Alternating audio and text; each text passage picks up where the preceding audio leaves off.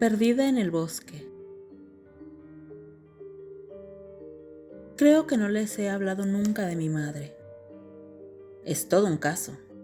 Con 11 años se perdió durante varios días en el bosque, en nuestra casa solariega de Francia, y vivió una de las aventuras más emocionantes que se puedan llegar a imaginar. ¿La quieren escuchar? Bien. Hablaré de ciertos lugares, pero sin determinar la ubicación. Perdonen que no dé detalles, que no sea más precisa, pero mi familia firmó un acuerdo para mantener el secreto y no tengo ninguna intención de romperlo. Esa es una historia de aventura, con un misterio que dura aún hoy, después de 500 años. Esta es una buena historia. Mi madre es, lo que en catalán se llama una nena de casa bona, pero sin pasarse. Familia pudiente, sin extravagancias, con muchas ganas de darle una buena educación a su hija. ¿Qué opciones había en aquella época, en plenos años 50, de apogeo del franquismo? Mi abuelo, que era un tipo astuto, se negó a apuntar a su hija a una escuela franquista. ¿Qué otra opción le quedaba? Pues lo que entonces era el Colegio Internacional, hoy conocido como Liceo Francés de Barcelona.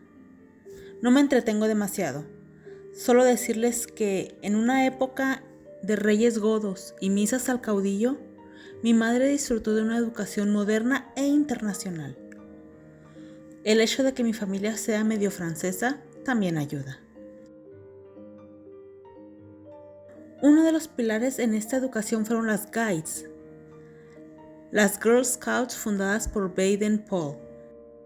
Ríete tú de las feministas de hoy en día. Aquellas eran niñas de rodillas peladas y resorteras en la mochila, unas fieras que atemorizaban a los niños con un suspiro. Como buenas guides, hacían excursiones y acampaban por la montaña. No es que fueran la versión antigua de las boinas verdes, pero casi. Pues eso, ahí tienes el contexto.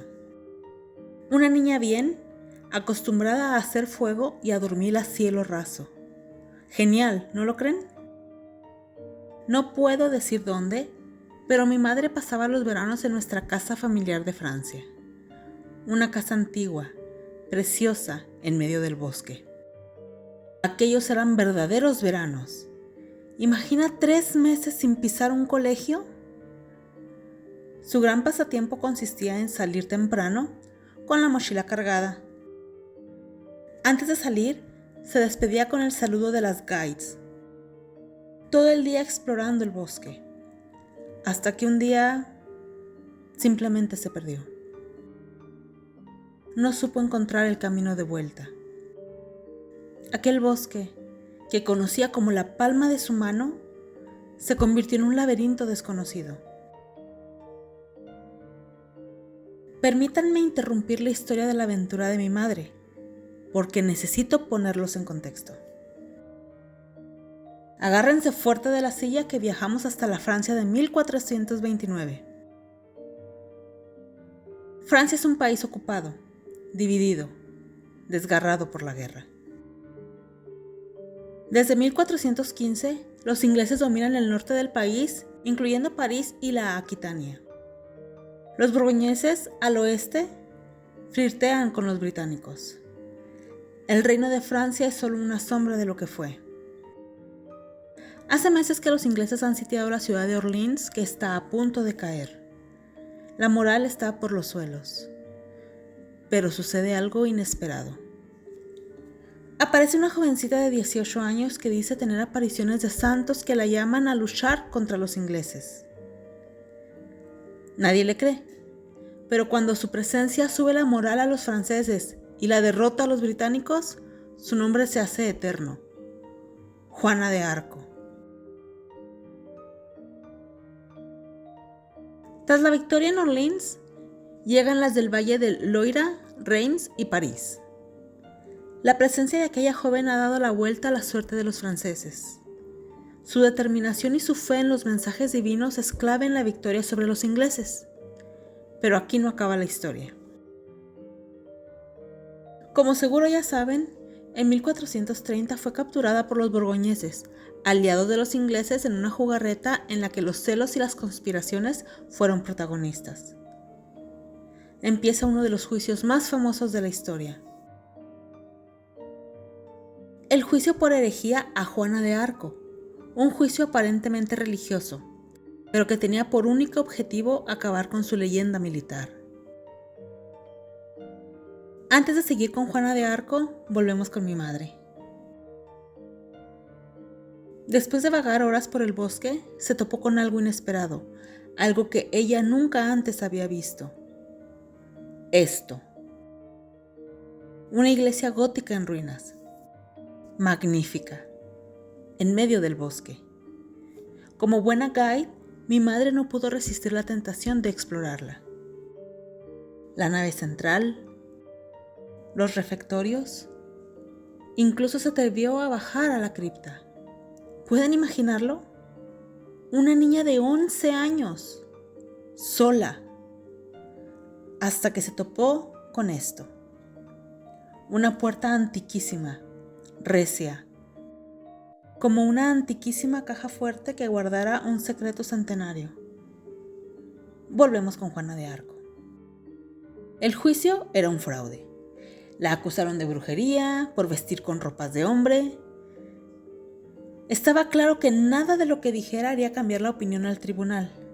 La sentencia, después de 2 semanas de farsa legal, fue cruel: la muerte. El 28 de mayo de 1430, Juana de Arco fue quemada en la pira. O ese fue el relato oficial. Volvemos con mi madre. Le llevó un buen rato forzar esa puerta, rato en que le propinó empujones y patadas, hasta que al final simplemente cedió. Según ella, lo que vio ahí dentro la dejó sin respiración. El asombro, la maravilla, imposible de explicar. Regresamos con Juana de Arco. No es fácil condenar a muerte a alguien que dice tener visiones divinas. Que los ingleses quieran hacerlo es una cosa, pero yo, como jefe del tribunal, me juego mucho más que mi reputación. ¿Y si resulta que es una santa y Dios me castiga? Así pensaba el obispo Cuchón, francés, pero del bando borgoñón, es decir, aliado de los ingleses. Pero una cosa es la política y otra la condenación al fuego eterno. ¡Maldición!, exclamó mientras urdía su plan. A fin de cuentas, casi nadie había visto a Juana de Arco en persona, así que cambiazo y a otra cosa. «Soy brillante», se dijo. «La sustituta también se llama Juana». Todo el rollo de que se abrazó a la cruz y tal, una bola, una mentira, pero funcionó. ¿Y ahora qué hacer con Juana? Fácil, ingresarla en un monasterio de por vida, el más alejado del reino de Francia posible. ¿Aquitania? Perfecto. Mi madre se puso instintivamente de rodillas y rezó. Tenía ante sí una estatua que nadie veía desde hacía siglos. Había encontrado la tumba de Santa Juana de Arco. A mi madre la encontraron unos monjes misteriosos a los pocos días. Lo que sucedió después es todo una nebulosa. Solo sé que ella y mis abuelos firmaron un acuerdo con la Santa Sede para no revelar jamás la ubicación exacta del Panteón de la Santa. A cambio, se nos otorgó un derecho muy especial, un honor que aparentemente se otorga a muy poca gente, por sus servicios a la iglesia. El de portar el colgante de Juana de Arco, un rosario de colores con su imagen. Esa es la historia de cómo mi madre se perdió en el bosque y vivió una de las aventuras más alucinantes que uno pueda llegar a imaginar.